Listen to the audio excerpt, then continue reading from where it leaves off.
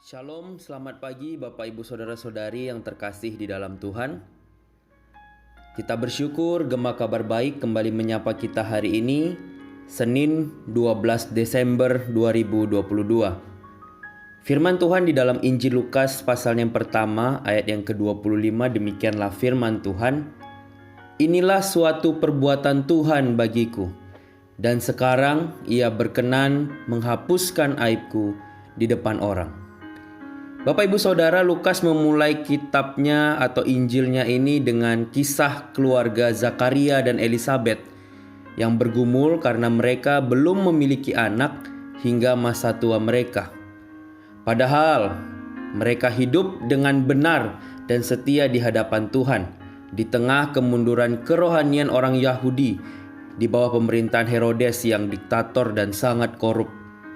Pasangan suami istri ini tentu sudah berdoa sekian lama, tetapi Tuhan belum juga menjawab doa mereka untuk bisa memiliki anak. Meskipun demikian, Zakaria tetap percaya dan setia melayani Tuhan. Pada waktu ia mendapat giliran dari rombongan keimamannya untuk membakar ukupan di bait Allah, malaikat Gabriel datang membawa pesan bahwa Tuhan telah mendengar doa mereka. Mereka akan mempunyai seorang anak laki-laki. Anaknya akan menjadi nazir dan penuh dengan Roh Kudus. Ia akan menjadi perintis jalan Tuhan dalam membawa umat Israel kembali kepada Tuhan dan membuat keluarga dipulihkan.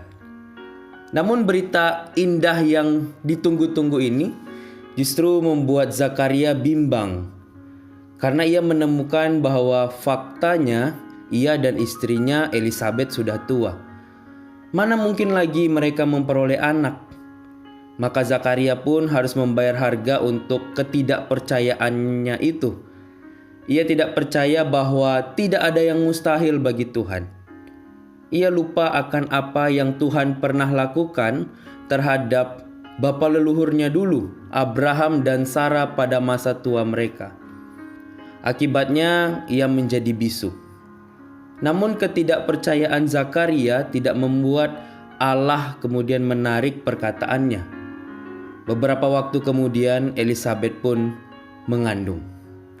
Bapak Ibu Saudara, jika kita mencermati kehidupan Elisabet, kita belajar tentang arti pengharapan, iman dan kasih kepada Tuhan yang sungguh tidak terpengaruhi oleh situasi yang menyesakkan sekalipun.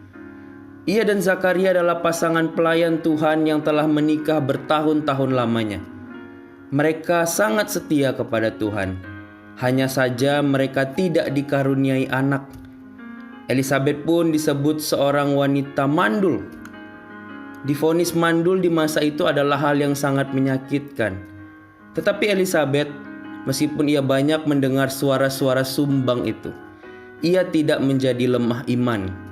Sebaliknya, ia tetap melakukan tugas pelayanannya sebagai istri dari seorang imam. Tuhan pun berkenan kepada keluarga ini dan menetapkan Elisabet menjadi ibu dari seorang nabi besar. Sungguh jauh dari apa yang mungkin dibayangkan oleh keluarga ini. Tiba-tiba Tuhan mempercayakan anugerah yang demikian besar bagi mereka.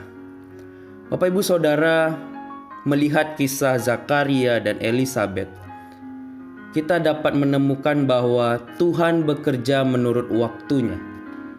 Jika Tuhan berkenan kepada jalan seseorang, maka ia mampu menyatakan rencananya yang besar itu jauh dari apa yang mungkin bisa dipikirkan.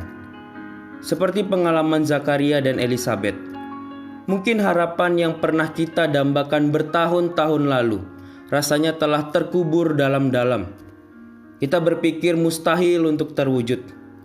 Tak ada lagi perasaan kecewa. Kita menjalani kehidupan dengan ucapan syukur dan terus menunjukkan kesetiaan kita untuk melayani Tuhan, sekalipun apa yang kita harapkan belum atau tidak dikabulkannya.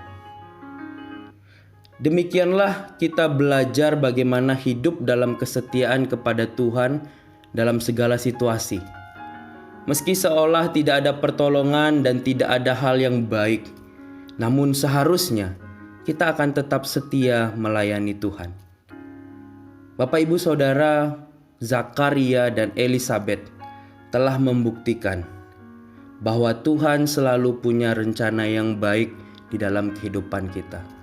Mungkin saat ini kita sedang mendoakan sesuatu, bergumul tentang sesuatu, berharap tentang sesuatu, namun Tuhan mungkin belum menjawabnya. Percayalah, Tuhan mendengar doa itu. Hanya saja mungkin Tuhan punya rencana yang lebih indah untuk kita di masa yang akan datang. Bahkan mungkin jauh lebih indah daripada apa yang bisa kita harapkan dan pikirkan. Bapak Ibu Saudara, mari kita melihat apa yang Tuhan sedang kerjakan dalam kehidupan kita. Rasakan kasih-Nya yang selalu tercurah di dalam hidup kita. Dan kemudian takjublah, karena ternyata dalam setiap jejak kehidupan kita, maka kita akan selalu menemukan Tuhan yang setia dan punya rencana yang indah untuk kita. Meskipun terkadang kita belum memahami kedaulatannya. Kuncinya percaya saja, taat saja, dan setia saja. Kiranya Tuhan menolong kita semua untuk boleh terus bersandar, berharap hanya pada Tuhan saja. Lihatlah, rasakan, dan takjublah akan apa yang Tuhan boleh kerjakan dalam kehidupan kita. Mari kita berdoa. Bapa di surga, kami bersyukur punya Allah yang baik.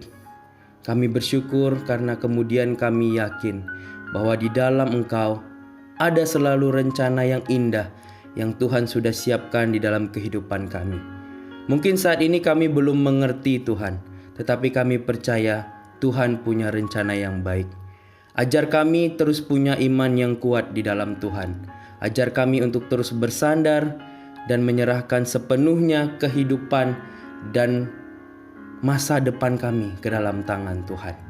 Terima kasih Tuhan, kami menyerahkan kegiatan kami sepanjang hari ini. Biarlah apapun yang kami lakukan, kami boleh terus memuliakan Tuhan dan menjadi berkat bagi sesama kami. Di dalam nama Tuhan Yesus Kristus kami berdoa dan bersyukur. Amin. Selamat pagi Bapak Ibu Saudara semua. Selamat beraktivitas, tetap jaga kesehatan. Selamat menjadi berkat, Tuhan Yesus memberkati.